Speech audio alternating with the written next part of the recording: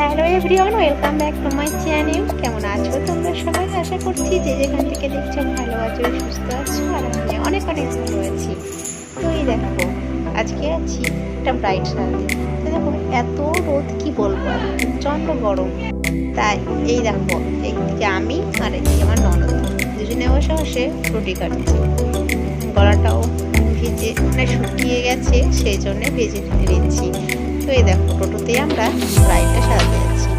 তো একটু দূরেই ছিল, সেই জন্য টোটোতে চেপে গেছি আর দুজনে মিলেই যাচ্ছি।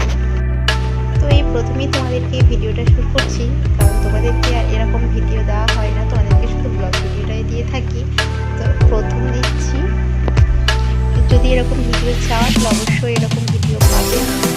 আর এখন প্রায় বাজে 5টা, সেই সময়তে আমরা দুজন মিলে চলে যাচ্ছি। আর রাইডে বসতে অনেকক্ষণ সময় লেগেছিল, তাই আমাদেরকে অনেকক্ষণ হয়েছিল। এই দরজা বসে গেছি, এখনো আসেনি।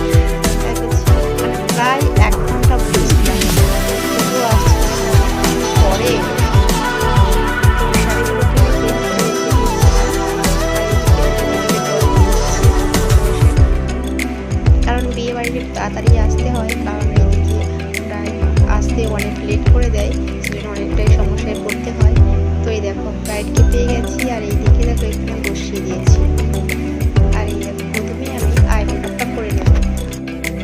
ব্রাইড একটু মিষ্টি ব্রাইড ছিল, তো হালকা মেকআপ বলেছিল, তাই ওকে ওর মনের মতন করে সাজিয়ে দিয়েছিলাম।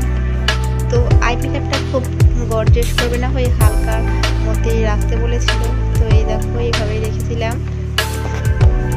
তো প্রথমেই চুলটাকে আমি প্রমিং করে রেখে দিয়েছিলাম, তারপরে আই মেকআপ করে দিয়েছি। আর শাড়িটাও আগে পরিয়ে দিয়েছিলাম।